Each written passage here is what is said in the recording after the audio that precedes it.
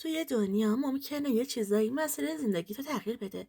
چیزایی که اصلا مثل خودت نیست و انگار سرنوشت پاشو تو زندگیت میذاره و تو رو به جایی که لایقته میرسونه. اسمم محبوب است. دلم میخواد داستان زندگیمو براتون تعریف کنم. شاید اتفاقی که برای من افتاده درس عبرتی باشه برای همه کسایی که ممکنه اتفاقی شبیه من تو زندگیشون بیفته. از اونجایی که پدر و مادر من هیچ وقت نتونستن بچه داشتن و هیچ دارو و درمانی هم افاقه نکرد، تصمیم گرفتن که دنبال یه بچه باشن. برای همین تصمیم میگیرن به نزدیکترین مرکز بهزیستی به خونشون مراجعه کنن و تقاضا بدن تا یکی از بچه های اون مجموعه رو به سرپرستی قبول کنن. فرمای اصلی رو پر کرده بودن و توی نوبت بودن تا مراحل قانونی طی بشه و صلاحیت اونا مورد تایید قرار بگیره. ولی چون ثبت کردن براشون سخت بوده، تعدادی اسباب بازی گرفته بودن و اومده بودن توی مجتمع محل زندگی من و میخواستن یه جورایی بچه های اونجا رو از نزدیک ببینن. نمیدونم پدر و مادر من کی بودن و چطوری شده بود که من از بهزیستی سر در آورده بودم. هیچ خاطره روشنی از گذشته توی ذهنم نداشتم. انگار از نوزادی من توی بهزیستی بزرگ شده بودم. این چیزی بود که پرستارا بهم گفته بودن. چون توی پرونده‌ام نوشته شده بود که من کنار خیابان در حالی که نوزادی بودم و انگشتم و به جای شیشه استفاده می‌کردم رها شده بودم. تنها تصویری که توی ذهنم بود خاله هایی بودن که شبا برای لالایی گفتن من کنار تختم میموندن. من بچه نحسی بودم، تا دیر وقت بیدار میموندم، گریه میکردم. اونا به زحمت میتونستن که من آرومم کنن و بخوابونن. یکی از خاله ها که اسمش خاله رویا بود خیلی مهربون بود. من اونو خیلی دوستش داشتم. خاله همیشه حواسش بهم بود. یه وقتایی یواشکی یه سری خوراکی بهم میداد که بخورم. توی بازی کردن بهم کمک میکرد که بتونم تو جمع بازی دوستانم قرار بگیرم. حتی یه وقتایی یواشکی منو به پارک سر کوچه میبرد و سوار تاب و سرسره میکرد. خاله رویا یه جورایی مادر من شده بود. از همه دنیا بیشتر دوستش داشتم. البته اینم بگم که من بچه‌ای بودم که نسبت به بچه‌های دیگه یه فرق اساسی و مهم داشتم. من یکم چاق بودم، یکم که چه عرض کنم، یکم بیشتر از یکم. این چاقی یه مقدارش مال درشتی استخونام بود و یه مقدار دیگه‌ش هم شاید نوع بیماری بود که آب خالی هم می‌خوردم چاق می‌شدم. در نظر بگیرید این توپالیا من توی نوزادی چقدر دلربا بوده. الان چند تا عکس از دوران نوزادیم دارم. یه نوزاد توپلو خواستنی. مونده بودم چطوری پدر و مادرم دلشون اومده بود که منو رحم کنن. خلاصه این ویژگی های بچگی من بوده. ولی اون زمانی که پدر و مادر فعلیم اومده بودن بهزیستی تا بچه های اونجا رو ببینن، من بزرگتر بودم. اون زمان دقیقاً شیفت خاله رویا بوده. اون همیشه تلاش میکرده که یه جوری منو بفرسته به خونه پدر و مادری، چون پدر و مادرم اون موقع سنشون بالا بوده، شاید بالای 50 سال. برای همین نمیتونستن بچه نوزاد قبول کنن، چون نگهداریش براشون خیلی سخت بوده. اونا دنبال بچه 6 یا 7 ساله بودن که یه مقداری از آب و گل در اومده باشه. مادرم بیشتر دنبال دختر بوده. من اون زمان 9 سالم بود و موقع معرفی بچه ها خاله رویا سعی میکرده که منو به نحو احسن معرفیم کنه تا اون خانواده منو بپذیرن و اونقدر از ساکتی و مهربونی من برای پدر و مادرم تعریف میکنه که اونا یه دل نه 100 دل عاشق من میشن. مخصوصا مادرم. اون میگفت با وجود اینکه تو پول بودی خیلی خواستنی بودی. مظلومیت خاصی توی نگاهت موج میزد که منو جذب میکرد و بالاخره تصمیم گرفتن منو به فرزندخوندگی قبول کنن. بالاخره مراحل اداری تموم شد و یه روز خاله رویا وسایل منو جمع کرد و منو سوار ماشین پدر و مادرم کرد. من اون روز خیلی گریه کردم، چون داشتم از خاله رویا جدا می شدم که خیلی دوستش داشتم. اما وقتی به خونه پدر و مادرم اومدم، از زیبایی و بزرگی خونه‌شون کاملا تعجب کردم و دیگه کلا خاله رویا رو فراموشش کردم. یه اتاق خیلی بزرگ داشتم با کلی عروسک و وسایلای صورتی. هرچند تو مرکز نگهداری ما کلی عروسک برامون می آوردن، ولی ما زمان خاصی میتونستیم با اونا بازی کنیم. یه جورایی نوبتی با عروسکا بازی میکردیم. هر عروسکی خواسته یه نفر بود. و الان من اتاقی داشتم که هرچی داخل اون بود واسه خودم بود. روزگار خیلی خوبی داشتم. پدر و مادرم خیلی با محبت منو بزرگ کردن. بهترین مدرسه گذاشتن تا بتونم درسمو بخونم. اونا خیلی برای من زحمت میکشیدن. مادرم خودش منو به مدرسه میبرد و خودش برم میگردوند. اعتقادی به سرویس مدرسه نداشت و میگفت اینجوری خیالم همه جوره راحته. من خیلی دوستشون داشتم. سالی چند بار مسافرت میرفتیم.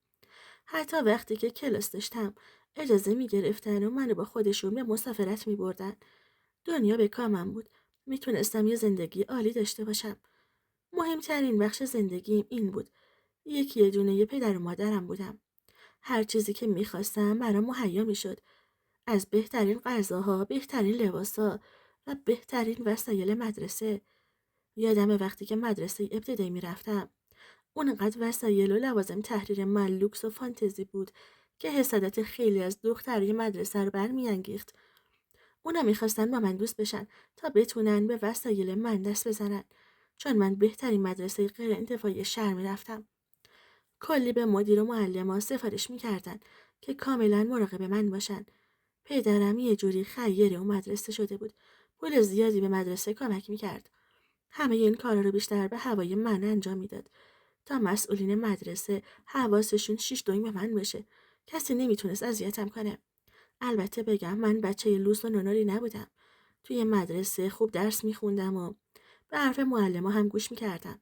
اینجوری بود که مدرسه ابتدایی رو با موفقیت به پایان رسوندم و وارد مدرسه راهنمایی شدم. اونجا یکی از مدارس عالی شهر بود. هرچند مدرسه دولتی بود ولی باز به خاطر حمایت بی‌دریغ پدرم از مدرسه و دانش آموزا جایگاه ویژه‌ای بین مسئولین مدرسه داشتم. بالاخره دبیرستانم تموم کردم. دیپلممو گرفتم. دانشگاه قبول شدم. پدر و مادرم توصیه‌های لازم رو بهم می‌کردن و اینکه توی دانشگاه مراقب خودم باشم و گول ظاهر آدما رو نخورم و خودم رو توی مشکل نندازم. منم هر اتفاقی که توی دانشگاه میافتاد برای مادرم تعریف میکردم. حتی یادم رفته بود که من یه بچه پرورشگاهیم و اونا رو پدر و مادر واقعی خودم میدونستم. کلاسای ما توی دانشگاه مختلط بود.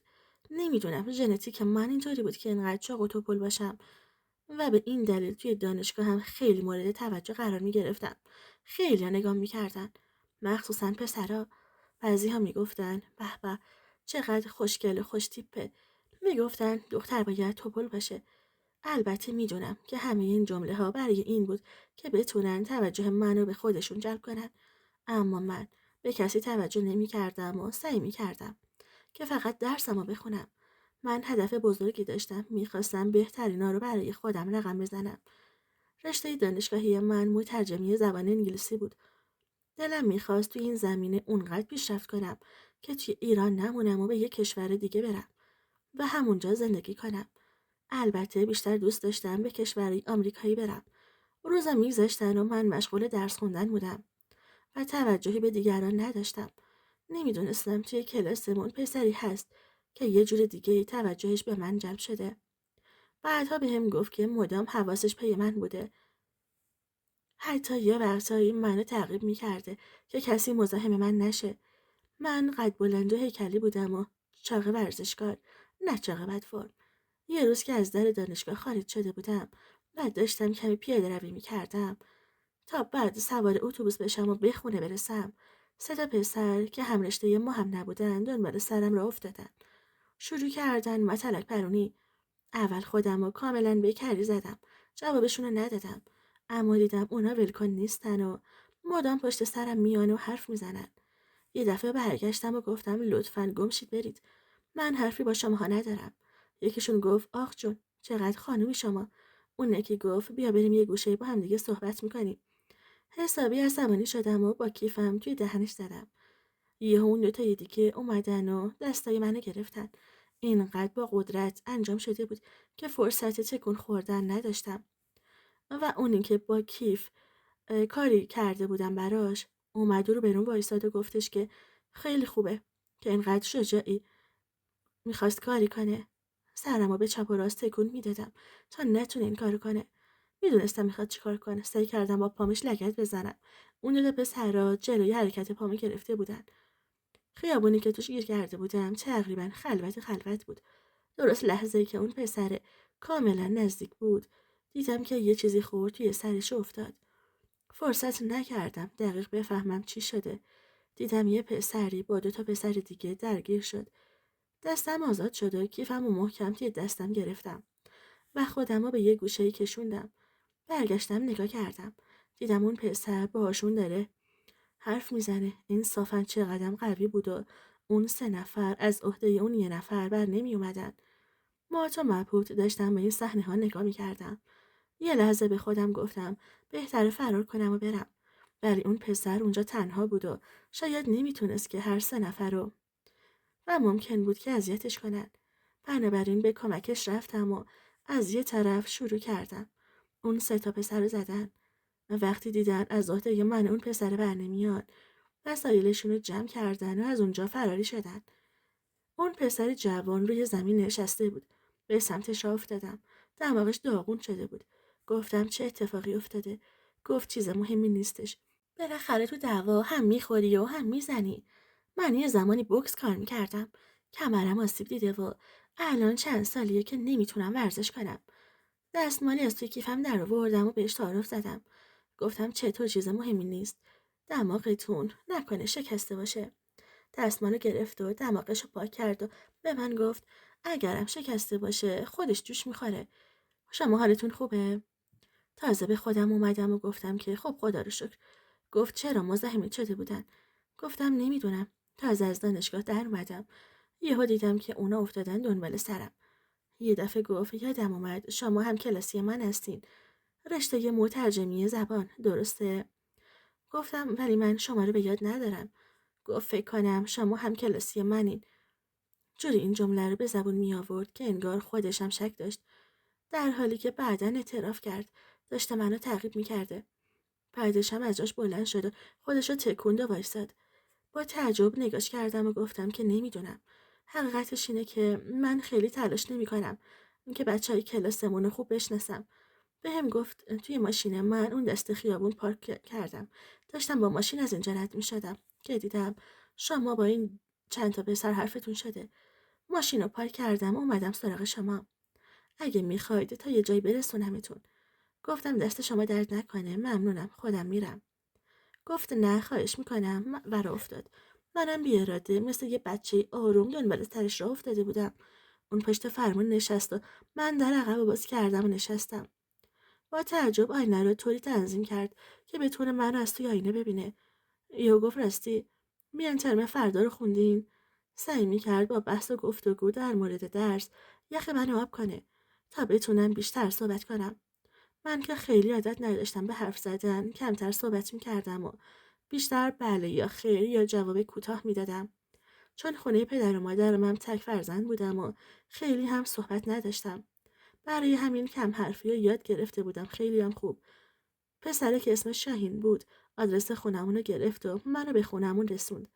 موقع پیاده شدن گفتش راستی میان ترم فردا از کدوم فصل است؟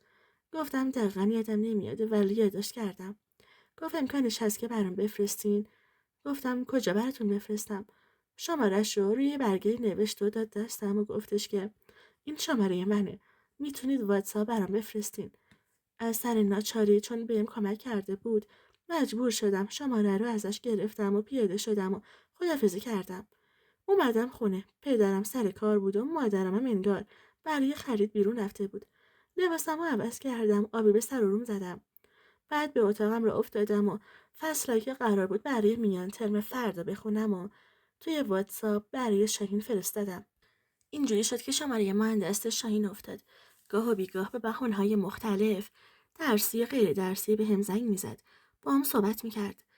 کم کم شکل ارتباط من و شاهین جور دیگه رقم خورد. به نظرم پسر خوبی بود.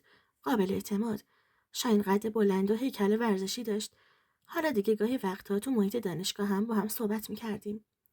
طوری شده بود که برای رفت آمد به دانشگاه میومد سراغم دم خونه و با هم میرفتیم و با هم برمیگشتیم. یه وقتی قبل از امتحانا با هم میرفتیم یه گوشه توی محوطه دانشگاه درس میخوندیم. اون پسر درس خونه بود. بنابراین به هم کمک میکردیم تا نمرات امتحانامون بالاتر بشه و خدا رو شکر هر دو موفقم بودیم. با شاهین به کافه و رستوران و پارک میرفتم. خیلی خوش میگذشت. همش اون حساب میکرده نمیذاش که من دست به جیب بشم. تک تک اتفاقایی که بین من و شاهین افتاده بود ریز به ریز برای مادرم تعریف کردم.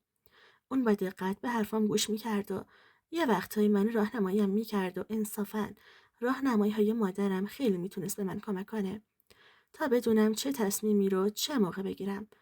از این بابت خوشحال بودم. خدا رو شکر میکردم که مادر به این خوبی دارم که میتونم اینقدر راحت باهاش حرف بزنم و درباره زندگیم تصمیم بگیرم. و روزا از پی هم میومد و میگذشت. مادرم ازم خواست که شاهین رو بهش معرفی کنم. برای همین اولین بار پارک قرار گذاشتم و مادرم اونجا اومد و با شاهین آشنا شد. بعد از اولین صحبت با شاهین مادرم گفت اون پسر خیلی خوبی به نظر میاد، ولی باید برای تصمیمی که ممکنه برای آینده بگیری خیلی باید حواستو جمع کنی. باید بدونی که آدما تو شرایط خیلی خاص و بحرانی خودشونو نشون میدن، وگرنه توی شرایط خوب همه یار و همدم هم هستن و نمیشه به هر کسی به راحتی اعتماد کرد. به مادرم گفتم که بدون اجازه اون هیچ کاری نمیکنم و هر مسئله‌ای هم که پیش بیاد اونو در جریان میذارم. اول از همه از این بابت ارتباط من و مادرم غیر از ارتباط دختر و فرزندی ارتباط دو تا دوست بود. حقیقتش خیلی کم تو دوستانم دیده بودم که دخترها گفته باشن که با مادرشون راحتن و خیلی راحت همه چی بهشون تعریف میکنن، مخصوصا در موارد خاص. یعنی ارتباط با غیره. میخوام بگم هر دختری اگه توی زندگیش دچار چالش و مشکل نشه خوبه که تمام مسائل و مشکلاتش رو با مادرش در میون بذاره. انشالله که همه مادر خوب و فهمیده ای داشته باشن که توی این مواقع جبهه‌گیری نکنن و راحت به بچه‌هاشون کمک کنن تا تصمیمات درستی بگیرن. ترمای دانشگاهی منم با کمک شاهین با موفقیت طی می‌شد و بالاخره به ترم آخر دانشگاه رسیدیم. ترم آخر شاهین یه روز با من خلوت کرد و گفت که دوست داره من شریک زندگیش بشم و میخواد که بیاد خواستگاری من. باورم نمیشد که اون بخواد از بین اون همه دخترای رنگ و لعابدار توی دانشگاه من انتخاب کنه. اون معتقد بود که اون دخترای رنگ و لعابدار نمیتونن شریک زندگی خوبی باشن. اون دختر ساده ای دوست داشت. در ضمن اونم مثل خیلی از پسرای دیگه عاشق دختر توپلی بود. اینو چند باری توی صحبتاش بهم گفته بود و هر دو با هم خندیده بودیم. و روزی که قرار بود شاهین بیاد خواستگاری من، پدر و مادرم دست و پاشونو گم کرده بودن. انگار اونا دوست نداشتن که کسی برای خواستگاری من پا پیش بذاره. دلشون میخواست همیشه من کنارشون باقی بمونم. پدرم میگفت شرط اول و آخر من اینه که تو با هر کسی که ازدواج کنی باید بیای تو این خونه با ما زندگی کنی. خونه به این بزرگی و میخوایم چیکار کنیم؟ تازه طبقه بالا هم خالیه. خیلی راحت میتونید اونجا زندگی کنید و کنار هم باشیم. من که بعدم نمیومد. خیلی هم عالی بود. باید میدیدم نظر شاهین چیه. بالاخره خواستگاری انجام شد. پدر و مادر شاهین به همراه شاهین و یه جعبه شیرینی و گل به خونه ما اومدن. در تمام مدت خواستگاری متوجه شدم که پدر و مادر شاهین ارتباط خوبی با هم ندارن. خیلی با هم صحبت نمیکردن. بیشتر حرفاشونو به خود شاهین میزدن. احساس میکردم با هم قهرن. گفتم شاید از ازدواج شاهین با من بینشون اختلاف افتاده، یا شاید منو به عنوان عروسشون دوست ندارن. اینو وقتی که با شاهین تنها شدم و خواستیم با هم چند کلمه صحبت کنیم بهش گفتم. اون گفت که اتفاقا میخواسته در این مورد با من حرف بزنه. گفت پدر و مادرش از هم جدا شدن. امشب به خاطر من مجبور شدن که همدیگه رو تحمل کنن، کنار هم قرار بگیرن تا پیش پدر و مادر تو آبروداری کنن. اون گفت که چقدر زندگی سختی داشته. تقریباً 8 سالش بوده که پدر و مادرش از همدیگه جدا میشن. و شاهین مثل یه توپ فوتبال بین پدر و مادرش پاسکاری میشده. یه مدت اینجا یه مدت اونجا، تا اینکه پدر و مادرش به فاصله چند ماه هر کدوم ازدواج مجدد میکنن. این بار باید از این طرف نامادری تحمل میکرده و از اون طرف ناپدری. و شاهین تعریف میکرد تحمل نامادری خیلی بهتر از تحمل ناپدری بوده. ناپدریش بد اخلاق بوده و سر کوچکترین مسئله اونو به باد حرف میگرفته. مادرش که این صحنه ها رو میدیده سعی میکرده که اونا رو از هم جدا کنه، ولی کار زیادی ازش ساخته نبوده. ناپدریش میگفته خانم من با تو ازدواج کردم. اون موقع بهم نگفتی که یه بچه‌ای داری که ممکنه گاهی وقتا پسرت بیاد اینجا. من حوصله بچه داری رو ندارم. اگه میخوای تو این خونه دعوا درست نشه بهتره قید پسرتو بزنی و اسمشو به زبان نیاری. وقتی که با یه نفر ازدواج کردم خرج 2 نفر رو نمیتونم بدم. البته یه وقتایی هم به خاطر اینکه بتونه دل مادرمو به دست بیاره میگفت اشکال نداره بگو پسرت یه روز بیاد خونهمون بمونه. این زمانی بوده که حالش خوب بود. یه جورایی کار کاسبیش درست حسابی بود و میشد گفت که سر کیف بود. شاهین میگفت سر سفره ناپدریم مادرم برام غذا میکشید و جلوم میذاشت تا بخورم. اگه میخواستم غذای اضافه تر بخورم نمیتونستم و ناپدری میگفت که چقدر میخوری. اینجوری یه خرس گنده میشی که تن پرور میشه. دیگه کسی نمیتونه تحملت کنه. به مادرم میگفت اگه قراره پسرت بیاد اینجا باید بیادم مغازه وایسه و به من کمک کنه. مادرم که دوست داشت من درس بخونم به ناپدری میگفت که آخه این خیلی بچه است باید درسشو بخونه تا به جایی برسه. ناپدری میگفت منم نون اضافه ندارم. مگه من درس خوندم که به اینجا رسیدم؟ پول زحمت خودم رو در بیارم. چرا باید کلی هزینه کنم درس بخونه آخرشم به هیچ جایی نرسه؟ اصلا بیاد بره یه مکانیکی تعویض روغنی چیزی یاد بگیره. براش یه مغازه میزنم وایسه اونجا کار کنه. هم برای خودش پول در میاره هم کمک خرج ما باشه. شاهین ادامه داد خیلی سخت بود که آدم به جای یه پدر و مادر 2 مادر و پدر داشته باشه که هیچ کدومشون به هیچ دردی نمیخورن. بیشتر سعی میکردم خونه پدرم بمونم که اونجا هم نامادریم بود. اون خیلی موذیانه چغالی منو به پدرم میکرد و این بار از دست پدرم حرف میشنیدم.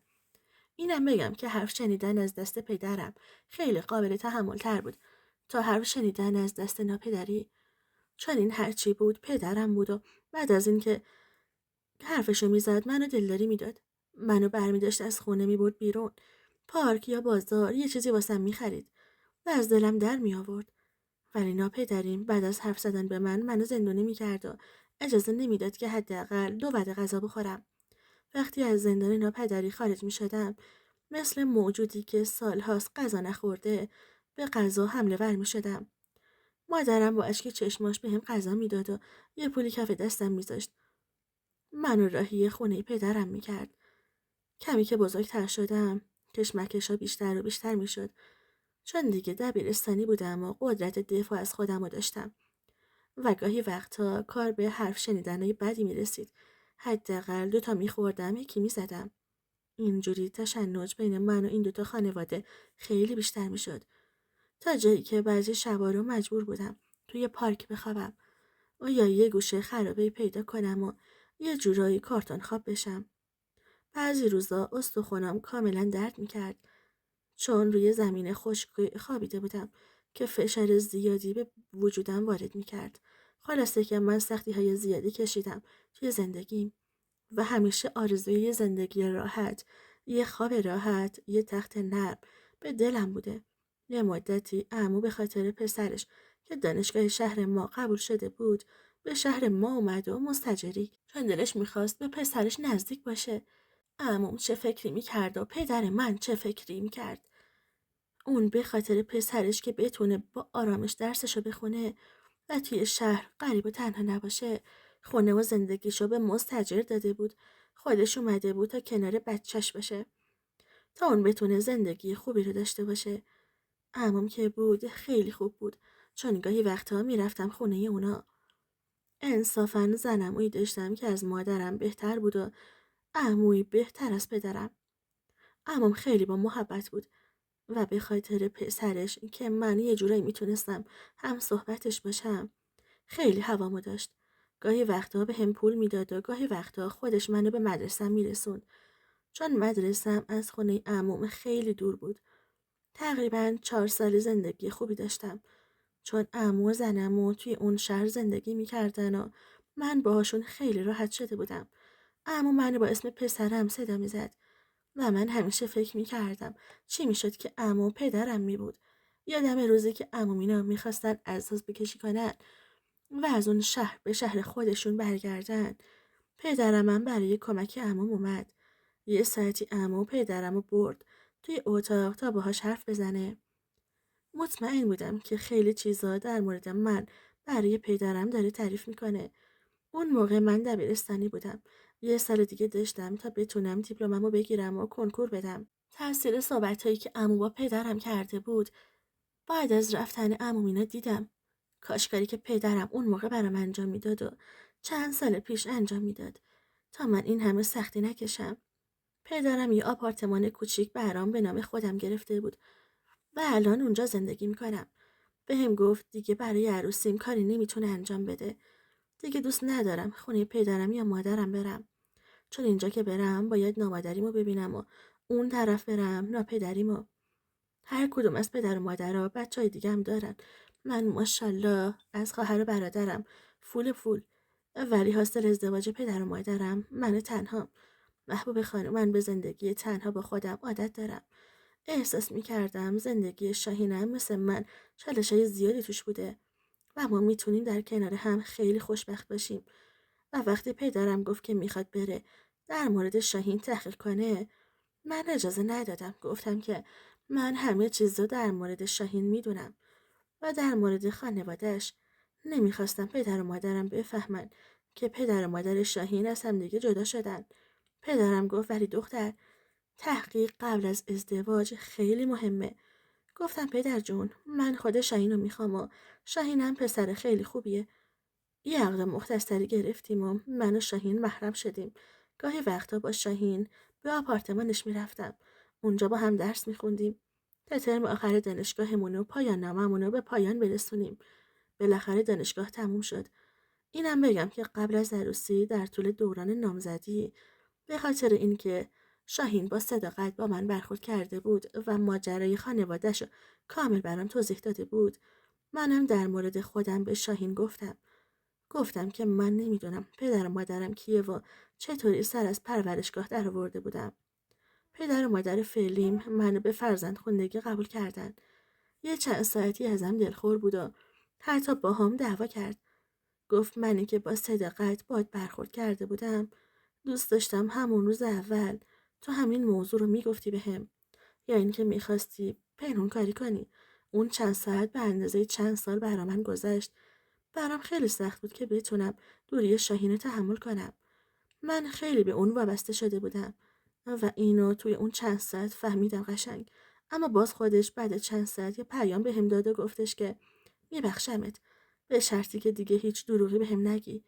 یا اگه جای پنهونی توی زندگیت وجود داره همین الان باید بهم بگی. بهش گفتم چیز دیگه ای وجود نداره و یه چیز مهم اینه که تو دوران نامزدی متوجه می شدم که شاهین یه اخلاقای خاصی داشت. مثلا خیلی زود ناراحت می شد. یه جورایی زود رنج بود و خیلی وقتا من منتشو می کشیدم چون واقعا دوستش داشتم. ولی اون کلا خیلی کینه‌ای بود. مثلا هر وقت مشکلی بینمون پیش می اومد با عذرخواهی من یا اون به پایان می رسید. دفعه بعد با هم مشکلی پیدا می کردیم. تمام مسائلی که قبلا بینمون اتفاق افتاده بود و به روی من می زد. من این اخلاقش اصلا دوست نداشتم. همیشه ازش میخواستم که گذشته رو فراموش کنه و اگه مسائل قبلا پیش می اومد با عذرخواهی تموم می شد. حداقل برای من تموم می شد. اما انگار برای شاهین تموم نمی شد و کینه و نفرتی توی دلش نسبت به من ایجاد می شد. هرچی فکر می کردم من نمیتونستم با این موضوع کنار بیام و من اینو دوست نداشتم. همیشه یه جورایی دست به عصا بودم که نکنه کاری کنم، حرفی بزنم که شاهین ناراحت بشه، چون با ناراحتی برای اون زندگی به چشمم تیره و تار می شد. این مسئله باعث می شد که همیشه تو تنگنای بعدی قرار بگیرم. روزای نامزدی مثل برق و باد گذشت. بالاخره ما به عروسی نزدیک شدیم. برای خرید چیزایی که برای زندگیمون نیاز داشتیم به بازار رفتیم و مقدمات کارا رو فراهم کردیم. البته اونجایی که قرار بود شاهین چیزی برای من بخره به هم میگفت که دوتایی با هم بخریم بریم و توی خریدا همیشه به هم میگفت که بهتره چیزای سبکی رو انتخاب کنیم که از نظر هزینه مشکلی پیدا نکنیم. منم به حرفش گوش میدادم، ولی هر چیزی لازم بود ما براش بخریم بهترینش رو میخریدیم. مثلا کت و شلوارش 5 الی 6 برابر پول لباس من بود. اما من با این موضوع مشکلی نداشتم. میگفتم که بالاخره من باید مشکلات همسرم رو درک کنم، باش را بیام. هرچند همیشه صدای مادرم می اومد. حلقه عروسیمون رو با همدیگه انتخاب کردیم. چون باید ست انتخاب می کردیم. مجبور شدم یه مقداری از پول حلقه خودم پرداخت کنم تا شاهین دچار مشکل نشه. و من و شاهین توی عروسی خیلی مفصل با هم عروسی کردیم. پدر شاهین برعکس چیزی که قبلا به شاهین گفته بود، الحق و الانصاف سنگ تموم گذاشت. بعدها متوجه شدم چون فامیلای زن پدر شاهین تو عروسی ها مبالغ خیلی بالا به عنوان هدیه ازدواج به پدر دختر و پسر میدن و خواهر برادرای شاهین کوچیک‌تر بودن و نوبت عروسی اونا خیلی طول میکشید تا برسه. پدر شاهین تصمیم گرفته بود برای شاهین عروسی بگیره که بتونه یه پول خیلی خوبی جمع آوری کنه. در واقع اینجا هم به فکر جیب خودش بوده، نه عروسی شاهین. شاهین میگفت هرچند که اونم باید تو عروسی فامیلای زنش مثل اونا پول خرج کنه، هدیه بده. در حال حاضر براش خوب بوده که یه دفعه این همه پول به دستش بیاد. اینجا بود که متوجه شدم که حتی تو عروسی پسر شاهینم حسابگری کرده بود. برای همینم عروسی مفصلی گرفته بوده. البته برای من بد نشد که، چون پیش پدر و مادرم سرم بالا بود و با افتخار تو لباس عروسی بهم نگاه میکردن. با عروس مفصلی که پدر شاهین براش گرفته بود، پدر و مادرم خیلی راضی و خوشحال بودن که من با شاهین ازدواج کردم. اونا از خیلی از مسائلی که پشت پرده بود خبر نداشتن. اینم بگم که پدرم دوست نداشت که فامیلای من با فامیلای شاهین رو در رو بشن و بتونن با هم خوشا کنن و از رازای زندگی من که توی پرورشگاه بزرگ شده بودم به خانواده شاهین بگن. برای همین ما عروسی رو با هم نگرفتیم. البته تالارمون یکی بود و سالن پذیراییمون جدا از هم بود. بنابراین من باید یه مدتی همراه داماد توی سالن عروسی باشم و یه مدتی توی اون سالن عروسی، چون قرار بود که تو خونه پدر و مادر من زندگی کنیم. پدرم جهیزیه که واسه من گرفته بود کامل بود. پدر شاهینم یه ماشین قیمت پایین به شاهین به عنوان هدیه عروسی داد و یه گردن بند به من. مادرش هم 2 زنجیر طلا، یکی به من یکی به شاهین داد. مطمئنم پول این زنجیرا رو هم به قول شاهین ذره ذره جمع کرده بود تا بتونه روز عروسی من و شاهین چیزی تو دست داشته باشه، خجالت زده نشه. پدرم هم که طبقه ما رو پر از وسایل کرده بود که یه روز خریداری شده بود. بنابراین هیچ مشکلی از نظر وسایل خونه نداشتیم. میتونستیم راحت زندگی کنیم. بعد از عروسی من و شاهین به یه سفر رفتیم. سفر به ترکیه که بلیط و اقامت و همه هزینه ها هدیه‌ای بود که از طرف پدرم بهم داده شده بود. چقدر من خوشبخت بودم با داشتن همچین پدر و مادری. یه هفته اونجا بودیم. ما حال خوبی داشتیم و خیلی بهمون خوش میگذشت. اینم بگم که کلی سوغاتی از اونجا گرفتیم. هم برای خانواده خودم، هم برای پدر و مادر شاهین و پدر و مادر ناتنیش. همش هم که مهمون جیب پدرم بودیم. بعد از برگشتن من توی مرکز آموزش زبان مشغول به کار شدم. شاهینم با توصیه پدرش توی کارخونه‌ای که نیاز داشتن نامه‌های خارجیشون به زبان فارسی ترجمه بشه مشغول به کار شد. انصافاً کار شاهین از من خیلی بهتر بود و حقوق خیلی خوبی هم داشت. من فقط در حدی که بخوام مشغول بشم به سر کار میرفتم. بعد از عروسی گاهی شاهین دیر به خونه می اومد و میگفتش که کارم طول کشید و باید که تا دیر وقتم شده وایسم و نامه ها رو ترجمه کنم. بهش میگفتم اگه میتونی نامه ها رو بیار خونه و با کمک هم ترجمهش میکنیم. اون میگفت چون خیلی از نامه ها ممکنه که محرمانه باشه نمیشه از کارخونه خارجش کرد. بهش حق میدادم و حرفی نمیزدم تا اینکه یه شب کلا خونه نیامد. هرچی به گوشیش زنگ میزدم خاموش بود. نمیدونستم کجاست. پیش خودم میگفتم شاید مونده کارخونه. فردا صبح دوباره بهش زنگ زدم. این بار گوشیش روشن بود و گفت که ببخشید. متوجه گوشیم نشدم که خاموش بوده. اون گفت بعد از کارخونه با چند تا از دوستام اومدیم آپارتمانم و شام کنار هم بودیم. اونقدر خسته بودم که بعدش خوابم برده و اصلا متوجه نشدم که بیام خونه. و کلی عذرخواهی کرد و از اینکه به من خبر نداده اظهار ناراحتی کرد. چون اولین باری بود که این اتفاق میافتاد حرفی نزدم و قبول کردم ازش. اما به مرور دیدم که شاهین بعضی شبا رو کلا خونه نمیاد. میگفت با دوستاش یه دوره همی دارن. اونم تو آپارتمان خودش. من از این وضع راضی نبودم. مدام بهش گلایه میکردم که تو دیگه متأهل شدی. باید دوره یه سری از دوستاتو خط بکشی. اما شاهین میگفت که متأهلی که به معنای اسارت نیست. من نمیتونم با دوستم کات کنم. دلم میخواد گاهی وقتا اوقاتم مال خودم باشه. مخصوصا که این دوستام تو اون یه سالی که برای کنکور شرکت میکردم یارو همدمم بودن. البته هیچ کدوم از اونا دانشگاه قبول نشده بودن. شاید قبولی شاهینم به خاطر هوش بالایی که داشت بوده. بهش میگفتم یعنی دوست داریم منم همینطوری باشم؟ یعنی یه سری دوستا داشته باشم که اوقاتمو با اونا سر کنم؟ میگفت تو مختاری اگه این کارو بکنی. من حرفی ندارم. از این همه بی‌قیدیش اعصابم خورد میشد. من اونو به غیرتمندی شناخته بودم. چون اولین باری که باش آشنا شدم زمانی بود که از روی غیرت و تعصبش به کمک من اومده بود. بعد از یه مدت کم کم بهونه‌های شاهین شروع شدن. زیادی داری چاق میشی.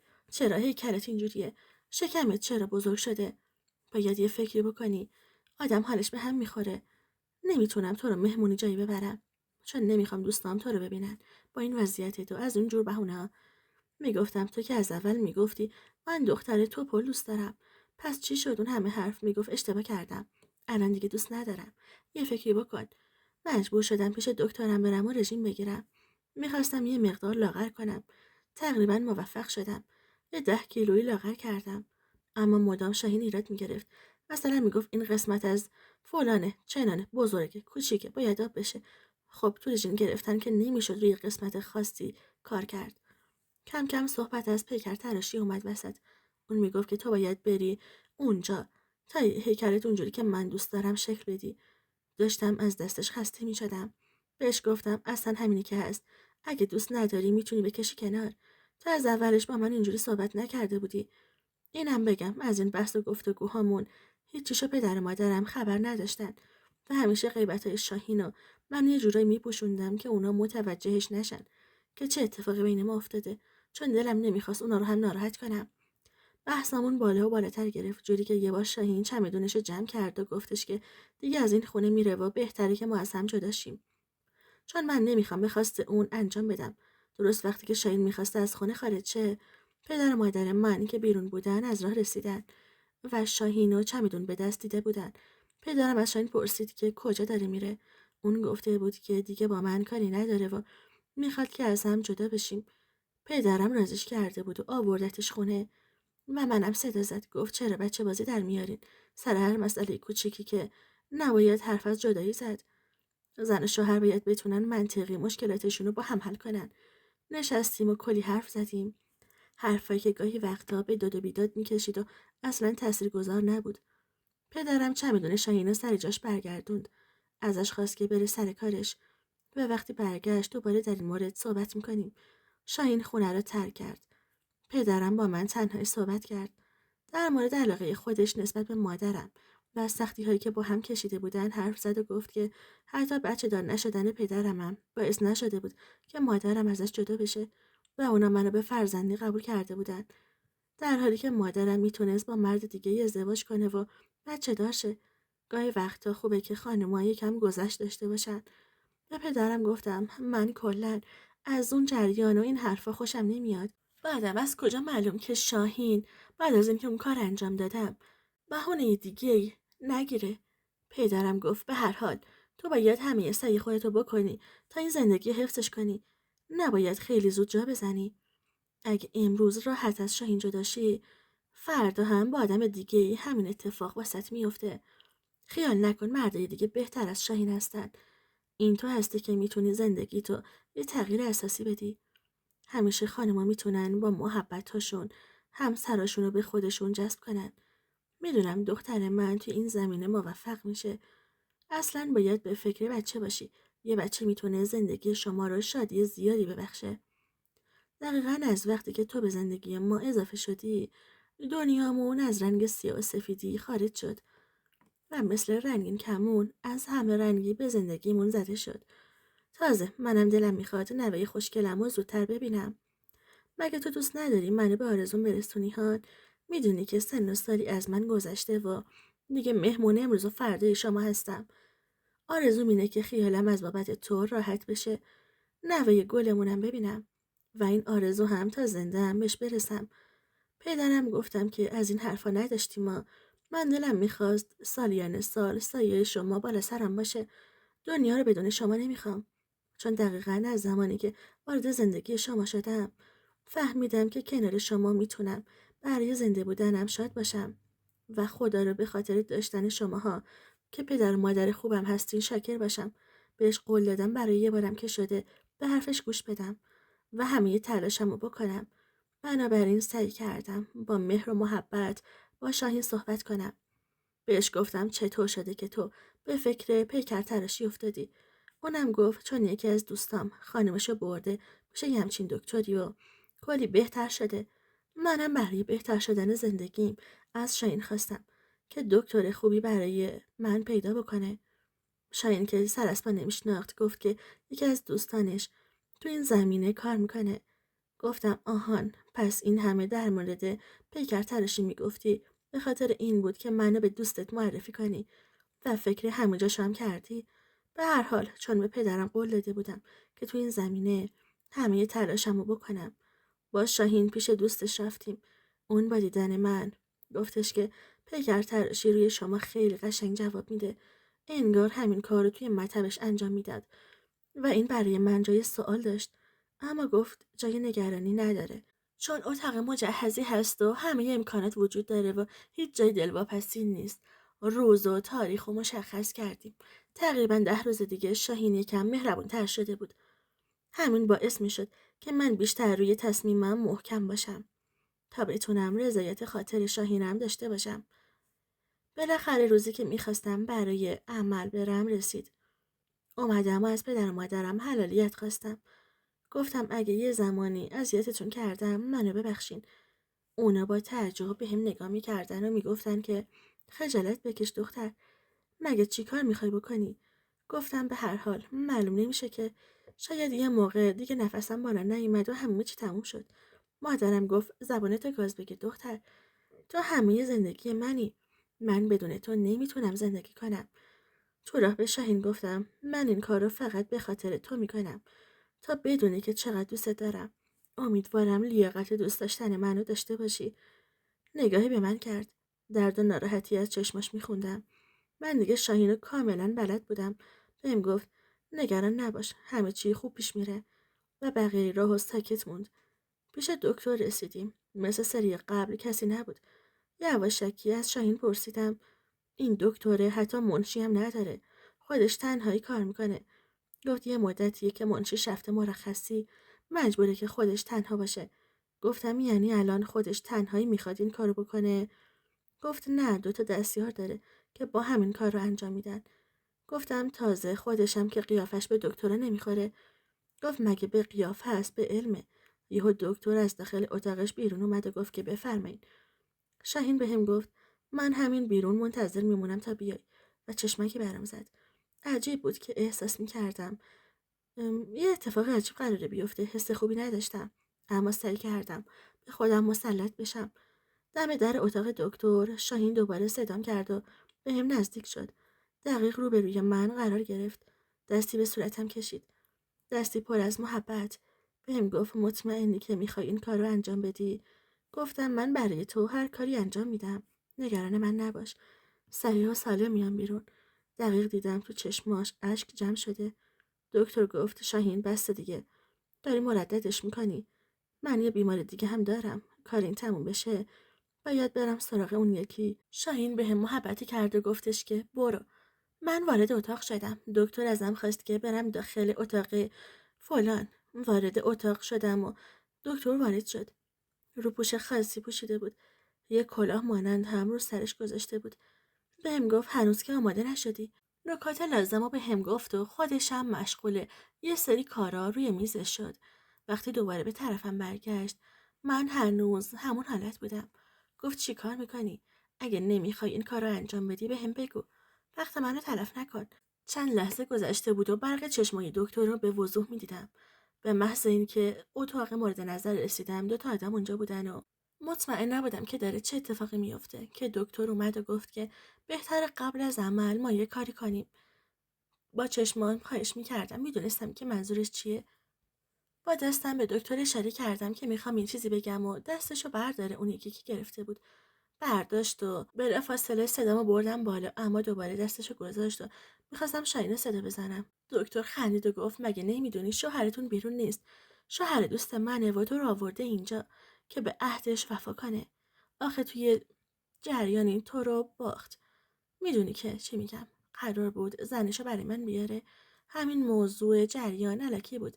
من فقط منشی این مطب بودم و استفاده دادم. دیگه نیستم. ولی همه کلیدای اینجا رو دارم. قرار امروز همینجور هاج و واج به حرفاش گوش میدادم. آخه مگه ممکن بود؟ چطور میشد؟ میدونستم جدیدا رفتار شاهین کاملا تغییر کرده بود. ولی بازم باورم نمیشد. اون لحظه فقط از خدا نبودن رو میخواستم. بعد از مدتی فیلمم گرفته شد و رفتن. 1 ساعتی بعد دوباره برگشتن. اون یکی گفت که یه بار دیگه عملیات رو تکرار کنیم. اون دکتر قلابی گفت که ساکت. درسته که من آدم خوبی نیستم. ولی نه مثل شما. شاین فقط یه بار، نه 2 بار، بهش کمک کنین آماده شه. شاهین اونجا نبود. من از مطب بیرون انداختن و در مطب رو بستن. ولی قبلش دکتر قلابی بهم گفت که اگه به کسی حرفی بزنم، فیلمی که گرفته رو توی تمام فضای مجازی، گفتش این فیلم فقط تو گوشی منه. اگه مطمئنشم به کسی حرفی نزدی، فقط این تو میمونه. شایدم یه روز تکراری شد دیدنش و پاکش کردم. با گریه را افتاده بودم. نمیدونستم چی کار کنم. به هر زحمتی شده بود خودم رو به خونه رسوندم. پدر و مادرم با دیدن من تعجب کردن و گفتن مگه کارتون تموم شد؟ تو که سر پایی. بعد اون جریان تا 1-2 ماه باید استراحت کنی. چه اتفاقی افتاده؟ بهشون گفتم که مشکلی برای دکتر پیش اومده که این کار انجام نشده. دری از حال زارم پرسیدن و گفتم که با شاهین دوام شده و ازش جدا شدم. بیام خونه. کم مونده بود یه ماشین بهم بزنه. خودم رو کنار کشیدم و خیلی ترسیدم. رو افتادم برم طبقه بالا. مادرم گفت چند ساعت پیش شاهین اومده بود خونه. رفت طبقه خودتون و یه سری وسایل برداشت. گفت اینا رو محبوبه لازم داره. گفتم مامان من سرم درد میکنه. میرم بالا استراحت کنم. بدون اینکه منتظر جوابش باشم به طبقه بالا را افتادم. در رو از داخل قفل کردم. به در تکیه زدم و روی زمین ولو شدم. حالم از خودم بدم میومد. تو خودم بی صدا اشک ریختم و زار زدم. با خودم میگفتم چرا باید عاشق شاهین میشدم؟ چرا به حرفش گوش دادم؟ چرا باید همچین بلایی سر من میومد؟ بیشتر از همه خودم رو مقصر میدونستم. به اتاقم رفتم. کمد لباسامو باز کردم. هیچ کدوم از طلاهام سر جاشون نبودن. یادم افتاد به خاطر هزینه پیکر شاهین یه برگه چک خالی هم ازم گرفته بود. سری با بانک تماس گرفتم و خواستم جلوی چک رو ببندم. ولی اونا گفتن که شاهین چند ساعت پیش چک رو نقد کرده و با پول نقد از بانک خارج شده. تازه فهمیدم چه بلایی سرم اومده. زودی ماشین گرفتم و به آپارتمان شاهین رفتم. ولی اونجا کسی نبود. یکی از همسایه‌ها گفت اینجا رو یه زن شوهری به تازگی خریدن. همین دیروز اینجا بودن. داشتن تمیز میکردن و فردا پس فردا اسباب کشی میکنن. متوجه شدم شاهین اونجا رو هم فروخته و پولش رو با خودش برداشته. باید یه کاری میکردم. به گوشیش زنگ زدم ولی گوشیشو بر نداشت. برای دفعه سوم که به گوشیش زنگ زدم گوشیش خاموش بود. چی کار باید میکردم؟ نکنه با پولای من بخواد از کشور خارج بشه. سری به فرودگاه رفتم. بعد از متصدی بلیط خواستم که ببینه آیا شاهین یاری امروز بلیطی داشته یا نه. وقتی توی سیستم زد گفت که بله، پرواز اون همین چند ساعت پیش انجام شده. گفتم به مقصد کجا؟ گفت به مقصد انگلستان، لندن. البته هواپیما توی 1-2 تا کشور توقف خواهد داشت. هرچند بلیط شاهین به مقصد انگلستان و لندن بوده. نمیدونستم چی کار باید بکنم. شاهین رفته بود.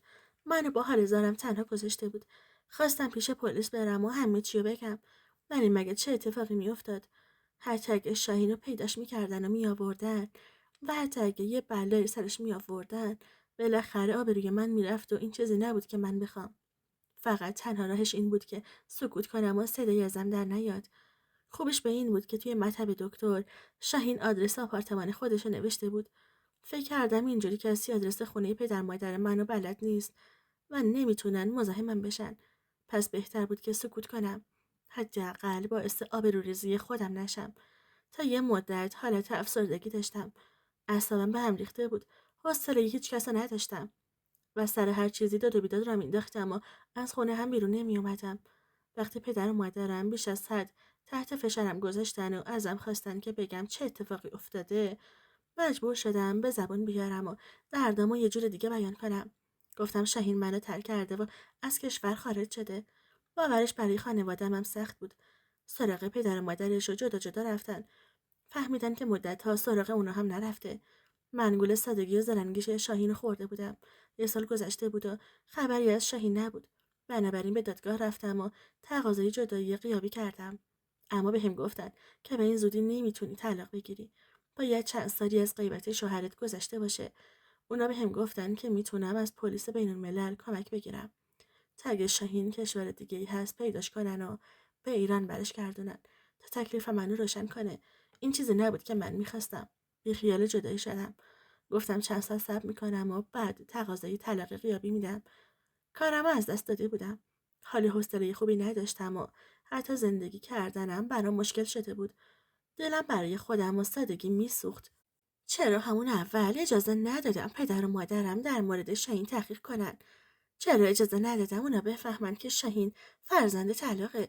شاید اونا میتونستن بفهمن که همچین کسی برای ازدواج کردن نیاز به تحقیقات بیشتری داره. خودم کردم که لعنت بر خودم باد. خیلی فکر کردم.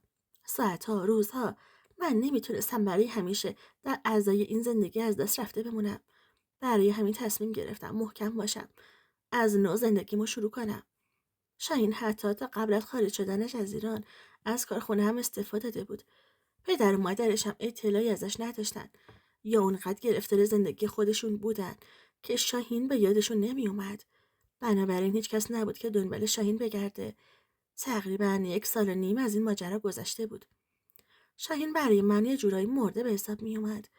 من این دفتر مترجمی زبان زده بودم و خدا رو شکر کار و بارم خوب بود. اینو مدیون پدر و مادرم بودم که بهم کمک کردن تا بتونم این دفتر رو راه بندازم. تعدادی مترجم استخدام کرده بودم. اونجا کار میکردن. کار و بار خوبی داشتم و حالم هم بهتر شده بود. یه روز توی دفترم نشسته بودم که منشی داخل اومد و گفت خانم یه بنده خدایی با شما کار دارن. گفتم کیه؟ گفت خانومیه. میگه من قبلا مادر شهرت بودم. گفتم بفرستینش داخل. به احترامش از جا بلند شدم. مادر شاهین بود. زنگ زده بود خونمون رو گفته بود دوست من و مادرم آدرس اینجا رو بهش داده بود. اون رو روی صندلی نشوندم و خودم رو بروش نشستم. منتظر بودم که سراغ شاهین رو ازم بگیره. اما یه دفعه شروع به گریه کرد. تو چشماش زل زدم و گفتم چه اتفاقی افتاده؟ گفت از شاهین خبر داری؟ گفتم شما چیزی ازش میدونین؟ اشکاشو پاک کرد و گفت که آره. پیکر بیجونش تو سردخونه است. ما تو مبهوت نگاش میکردم. باورم نمیشد. گفتم چی داری میگین خانم؟ برام تعریف کرد اون روزی که من به فرودگاه رفتم و متوجه شدم شاهین با هواپیما به انگلستان رفته. در واقع اون بلیط یه پوششی بوده برای اینکه من فکر کنم از ایران خارج شده و اون از کشور خارج نشده بوده، بلکه رفته بوده به یه شهرستان. خواسته بوده با پول و طله هایی که از من گرفته بوده به اضافه پول خونش اونجا برای خودش یه زندگی جدید بسازه، چون میدونسته روی برگشتن به من رو هم نداره. همه اینا رو توی آخرین نامه‌ای که بود خطاب به مادرش نوشته بود، اما از وجدان راحتش نمیذاشته. توی نامه نوشته بود که همیشه کابوس میدیده و از اینکه باعث ناراحتی من شده بود حسابی ناراحت بوده. خدا رو شکر در مورد اینکه چه برای سر من آورده بود توی نامه چیزی ننوشته شده بود. انگار اونم نمیخواسته که باعث بشه آبروی من به باد بره. توی اون شهر آپارتمانی اجاره میکنه و سعی میکنه با مترجمی زبان اموراتش رو اداره کنه. اما روز به روز همزمان که اوضاع مالیش بدتر میشده اوضاع روحی و روانیش هم بدتر میشده. آخرش هم نمیتونه به این زندگی ادامه بده و اتفاقی میفته و آخرین نامه رو مینویسه و شماره مادرش رو پایین صفحه میذاره تا وقتی پیداش کنن به مادرش خبر بدن. نامه هم خطاب مادرش بود.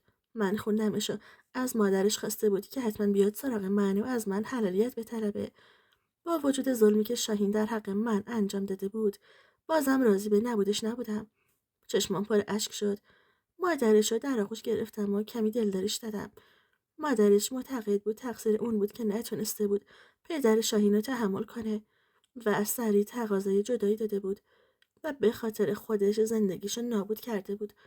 اون میگفت من باید به خاطر بچم میموندم، زندگی اونو میساختم و این اشتباه بزرگ رو در حق بچم نمیکردم. سالها پسرم تک و تنها زندگی میکرد بدون اینکه پدر و مادری بالا سرش باشن و این عذاب وجدان تا ابد همراه پدر و مادرش خواهد موند. فردای اون روز من و پدر و مادرم توی تشییع شاهین شرکت کردیم. دلم برای شاهین میسوخت. از خدا میخواستم که از گناهاش بگذره تا عذاب بیشتری توی اون دنیا شامل حالش نشه. عقده‌هایی که درون شاهین وجود داشت زندگی اونو به تباهی کشوند. حتی تحصیلات و دانشگاه و این چیزا هم نتونست که از اون یه آدم دیگه بسازه. مقداری پول طلا توی خونه شاهین پیدا شده بود که مادرش همه اونا رو به من برگردوند، چون شاهین توی نامش نوشته بود که همه اینا متعلق به منه. گویا شاهین بعد از اینکه پولای منو برمیداره و از این شهر خارج میشه، به مادرش زنگ میزنه، میگه که منو ترک کرده و طلاق داده. اون به مادرش میگه که من نمیتونم همسر خوبی برای محبوبه باشم، اما دلیل خاصشو بهش نمیگه. ازش میخواد که نگران نباشه و بهش زنگ نزنه و اگه لازم شد خودش با مادرش تماس میگیره. مادرش از من میپرسید که چه دلیلی باعث شده که تو و شاهین از همدیگه دوری کنین و جداشین. نمیتونستم واقعیت رو به مادر شاهین بگم. فقط خدا رو شکر میکردم که شاهین حرفی در این مورد به مادرش نزده و یه چیزایی درباره پیکر تراشی آدم رضایت خودم گفته. بعد از اون گاهی وقتا پنجشنبه ها سر خاک شاهین میرفتم. براش از خدا طلب مغفرت میکردم. شاهین اشتباه بزرگی در حق من کرد، اما من بخشیدمش برای اینکه دلمو از کینه آزاد کنم و بتونم زندگی خوبی داشته باشم. تمام بلایی که سرم اومده بود باعث شده بود که حال و روز خوشی نداشته باشم. همش داشتم فکر میکردم چطور ممکنه این همه مشکلات توی زندگی یه نفر به وجود بیاد. فکر نمیکردم باید شاکر چیزایی که دارم باشم و نباید به چیزایی که از دست دادم فکر کنم. روزا میگذشتن و منم خودم رو با کار درگیر کرده بودم. اونقدر تو کار فرو رفته بودم که کمتر به پدر و مادرم رسیدگی میکردم. گاهی وقتا که خونه می اومدم از شدت خستگی زیاد به اتاقم میرفتم و بدون شام میخوابیدم. هیچ انگیزه‌ای برای ادامه زندگی نداشتم. تمام طبقه بالا همونجوری که بود باقی مونده بود و جای جای خونه حالمو خرابتر میکرد. پدر و مادرم ازم خواستن که وسایل طبقه بالا رو کلا عوض کنم تا روحیه من بهتر بشه، ولی من دلم نمیخواست به اون وسایل هیچ دستی بزنم. تک تک اون وسایل رو من با عشق خریده بودمشون. میخواستم با عشق زندگی کنم. چطور میتونستم خاطرات گذشته رو دور بریزم، خودم رو آروم کنم؟ اون همه خاطره، اون همه بگو بخندایی که تو این خونه داشتم و چطور میشد فراموششون کرد؟ دلم برای خودم میسوخت. این همه بدشانسی. گاهی وقتا سرم رو پای مامان میذاشتم و تا میتونستم گریه میکردم بلکه بتونم آروم بگیرم. مادرم میگفت دختر، تو جوونی و فرصت زیادی برای زندگی کردن داری. مطمئن باش دنیا هم روی خوششو بالاخره به تو نشون میده. اگه میخوای عمر پدر و مادرت کم نشه کمتر ناراحتی کن. دردی که توی این مدت کشیده بودم خیلی بدتر از دردی بود که نداشتن پدر و مادر واقعی به سرم آورده بود. پدرم خیلی حواسش به من بود، بیشتر از اون چیزی که خودم حواسم به خودم باشه. میفهمیدم که هر کاری میکنه بتونه روحیه منو شاد کنه، نذاره قصه بخورم. 1-2 سال از نبود شاهین گذشته بود. من دیگه کمتر به سر خاکش میرفتم، چون فکر میکردم اونجوری بیشتر خودم رو داغون میکنم. یه روز که سر کار بودم پدرم به هم زنگ زد و گفت شب مهمون داریم و بهتره زودتر برگردم خونه. میدونستم فردای اون روز تولد منه و اونا میخوان منو سورپرایزم کنن. کار هر سالشون بود. دعوت مهمون و سورپرایز کردن من با هدیه‌های گرون قیمت. اما نمیدونم چرا امسال حوصله تولدم نداشتم. اما به خاطر پدر و مادرم زودتر کارو ول کردم و به خونه برگشتم. برخلاف انتظارم مهمونی دعوت نشده بودم. فقط یه خانم و آقا بودن که مادرم اونا رو دوست خودش و شوهر دوستش معرفی کرد.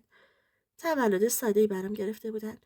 بعد از اینکه کیکو برام آوردن و شمع رو روشن کردن، پدرم ازم خواست که یه دعایی کنم و شمع رو فوت کنم. من دعا کردم خداوند عمر پدر و مادرم رو طولانی کنه و بتونم کنارشون در آرامش زندگی کنم. نوبت دادن کادو رسید. پدر و مادرم هر کدوم کادوی خاص خودشونو به من دادن. یه کادو هم از طرف اون خانم و آقا بهم داده شد. اونقدر همه چی برام تکراری بود که حتی نپرسیدم که این خانم و آقا کی هستن، اسمشون چیه، چرا تا الان من ندیدمشون و الان چرا خونه من هستن، اونم توی تولد من. پدرم اومد کنارم و گفت محبوب جان، دلم میخواد یه کادوی دیگه هم بهت بدم. مات و مبهوتم اینجا نگاش میکردم. با چشم ازش خواستم که بگه کادو چیه. اون گفت باید قول بدی که آروم بگیری، نه سر و صدا کنی یا نه شاکیشی. این قول رو بهش دادم و برگشت و گفت این خانم و آقا پدر و مادر تو هن. مدت ها بود دنبالشون میگشتم، بالاخره خودشون پیداشون شد. اونا رو نگاه کردم و به سمت پدرم برگشتم. زل زدم توی چشماش. اشکو توی چشمای پدرم میدیدم. گفتم ولی من پدر و مادر خودم رو دارم. پدرم تویی و مادرم همین خانمیه که همیشه کنارم بوده. نیاز به پدر و مادر دیگه ندارم. مادر واقعیم به سمتم اومد و گفت میدونم حقی ندارم. وقتی که تو دنیا اومدی من و پدرت داشتیم از هم جدا میشدیم، چون پدرت درگیر اعتیاد بود و منم این زندگی رو نمیتونستم تحمل کنم. 3 بچه داشتم، تو هم قوز بالا قوز بودی برام. برای همین یه روز تو رو یه جایی خیلی دورتر از خونمون بردم و رهات کردم. اما چند ساعت بعد پشیمون شدم و برگشتم، ولی خبری از تو نبود. از هر کس سوال کردم نمیدونست که تو کجایی. من موندم و 2 تا عکس که از نوزادیت گرفته بودم. وقتی که تو رو کنار خیابون گذاشتم ماشینی تو رو پیدا میکنه که توی اون شهر مسافر بوده. با توجه به نامه‌ای که کنار تو قرار داده بودم و گفته بودم هیچ جوره نمیتونم تو رو نگهت دارم، به خاطر اینکه وضع مالی خوبی ندارم، اونا تو رو برمیدارن و به شهر خودشون میبرن. میخواستن که تو رو پیش خودشون نگه دارن، ولی چون به توافق نمیرسن تو رو به پرورشگاه میسپرن. من عکس نوزادی تو رو توی روزنامه زده بودم و نوشته بودم اگه کسی ازت خبری داره بهم بگه. اون بندگان خدا هم عکس رو میبینن و گفتن که چه اتفاقی افتاده. همه نشونی ها درست بوده و ما اومدیم به پرورشگاه. فهمیدیم این خانم و آقا تو رو به فرزند خواندگی قبولت کردن. دخترم، نمیدونی من چه روزگاری کشیدم. چند سال بعد پدرت ترک کرد و اومد و با من دوباره زندگی میکنه. ما غیر از تو 2 تا دختر و یه پسر داریم. الان که میبینم زندگی تو خیلی از زندگی ما بهتره. نمیخوام که ما رو به عنوان پدر و مادرت قبول کنی. همین اندازه که میدونم خوشبختی برام کفایت میکنه. و از اون خونه خارج شد. اما خدا رو شکر به کمک پدر و مادر عزیزم تونستم اونا رو ببخشم. الان باشون رفت آمد دارم. خواهر و برادرم رو دوست دارم و خوشحالم. بعد از اون فهمیدم که باید همیشه شاکر پروردگاری باشم که بندش رو فراموش نمیکنه تو هیچ شرایطی. تلاش کردم کمی از وزن خودم رو کم کنم. به ورزش رو آوردم و رژیم غذایی مناسب گرفتم. در مدت چند ماه تونستم کلی وزن کم کنم. اما برای ثابت نگه داشتن وزنم باید مقاومت کنم. برای همین طبق رژیم غذای زیادی نمیخورم و ورزشم رو هر روزه انجام میدم. الان که دارم این ماجرا رو برای شما تعریف میکنم 8 سال از نبود شاهین میگذره و کاملا برای من تموم شده. من ازدواج کردم. دختر نازی به نام نازنین دارم. همه تلاشمو میکنم تا همیشه مراقب دخترم باشم. نظرم اشتباه کنه. پدرم فوت شده و مادرم زمینگیر. من هنوزم طبقه دوم خونه پدریم زندگی میکنم. مراقب مادرمم. البته یه پرستارم هست که توی کارا بهم کمک میکنه. شوهرم استاد دانشگاه و پزشک داخلی هستش. خیلی دوستم داره. خدا رو شکر زندگیم رو برا شده. امیدوارم هر کس توی زندگیش مشکلی داره یا غم بزرگی رو به دوش میکشه، انشالله زودتر غم و دردش تموم بشه و به آرامش برسه. دوستای خوب و مهربونم، ممنونم که تا پایان این داستان زیبای محبوب جان همراه من بودین. اگه به داستانهای واقعی بیشتری علاقه‌مند هستین لطفاً ویدیو رو لایک کنید، کانال رو سابسکرایب کنید و کانال کوچیک ما رو برای دوستان خودتون شیر کنید تا دیگران هم از این داستانهای زیبا استفاده کنن. تا داستانها و سرگذشت‌های جدید شما رو به خدای بزرگ میسپارم. شاد و پیروز باشید. خدا یار و نگهدارتون.